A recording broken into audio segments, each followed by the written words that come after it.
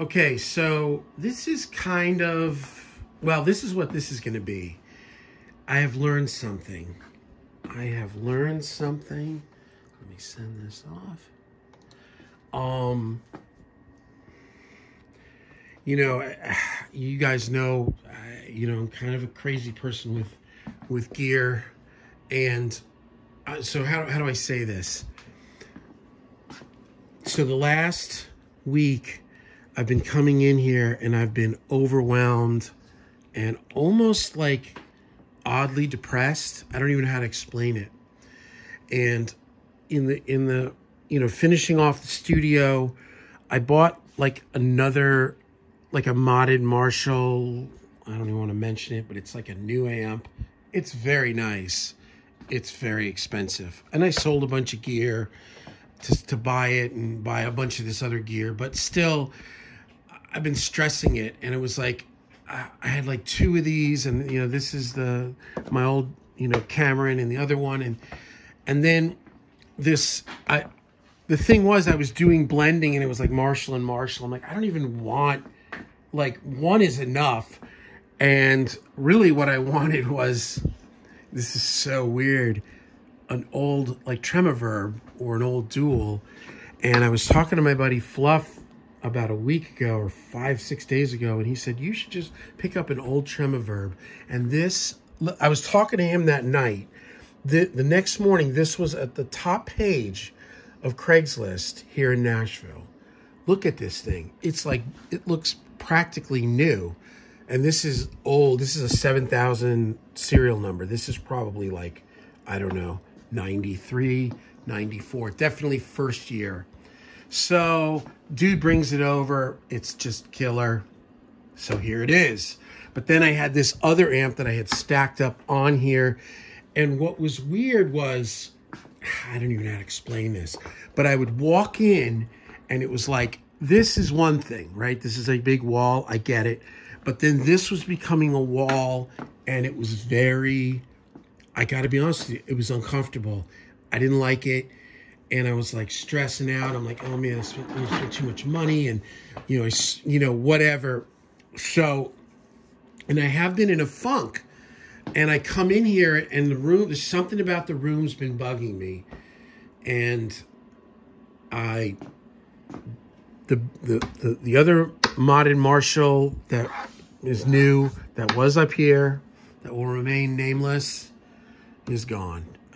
It's being returned. And you know what? I feel 100 times. It was too much. I didn't, and then you start. So that's what this video is about. It's like, this is like the flip side of all this studio gear, is that you need all this, you need a lot of this stuff to make music and make great records or whatever. Maybe you don't need all this, but a lot of guys have a lot of gear, and what comes with it can be stress.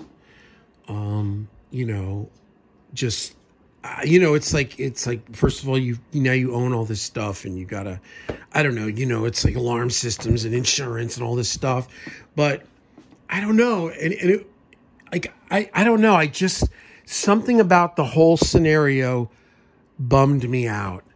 And I was bummed out when I got the Marshall thing.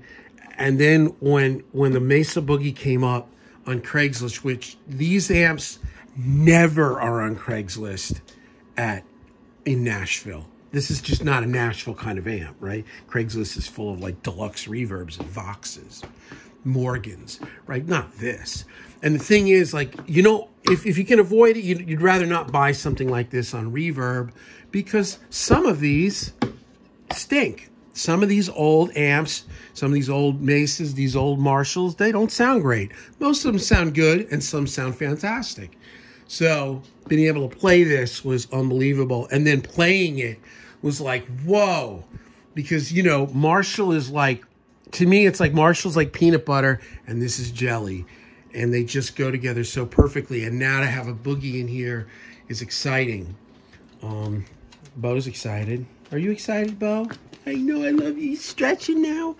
But I just wanted to share that because I've been very very depressed about the studio, and you would think I wouldn't be, you know, but I overdid it. I overshot the mark. I overdid it. I sold a bunch of guitars, and I got like a D'Angelico 335 and a Gretsch, which this I love. And these are like reasonable things. The rest of it I had, but you know, like all this I had, but you know, I don't know. So anyway, I just want to share that because, you know, I don't know. It's like I've never felt so compelled. Well, I wouldn't say that. I felt this way about my SSL. Like when I was done with it, I just wanted it out. I didn't want to look at it anymore. I didn't want the responsibility of it. It just wasn't, it wasn't for me. You know what I mean? And I was doing all this pop music, and everything was really more in the box anyway. And I just was like, but this was a different thing. This was kind of a little bit of a self-induced trauma that I induced on myself, right? Isn't that where self-induced is? Meaning that I did it? He doesn't care. He just wants food. But anyway, I just wanted to share this with you because, you know, you just, you know, sometimes you see people with these studios that are like so gluttonous. This is not gluttonous. It's a little gluttonous, but it's not. I mean, I know a guy that has 3 consoles in his A room. I mean, crazy. But this is not crazy, but it is elaborate. It's enough. It's more than enough.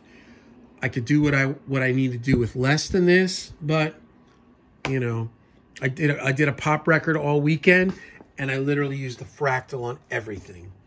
But for more of the rock and the country, I'm definitely more of an amp guy. So anyway, but these are the flavors, right? So I've got the Marshall, the regular stock Marshall. I've got the AC30. I've got the Fenders.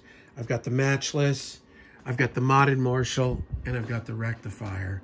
And then I've got the, you know, the fractal for whatever other things. But anyway, I just kind of wanted to lay that out because I haven't been able to pinpoint what's been wrong with me. Like every moment that I'm not forced to be in here and working, I've been laying on the couch. And I don't know if, and I'm not, you know, like I don't feel depressed. I don't know what, but now I just realized it today. And I was like, because this thing now is up to here. So when I walked in, it felt closed. I didn't like it. It was this, I like this, but I didn't like a second one. I didn't like the financial commitment with it. I didn't like it being here. I didn't like the feel of the room with it. It was too much. So there you have it. So, you know, I don't even know what we're going to call this, like buyer's remorse, gas, gear acquisition syndrome, like the ugly side of buying ridiculous amounts of gear that it's unnecessary. So everything here I use, not obviously every day, but everything here I use, you know, 2 cabinets, that's standard.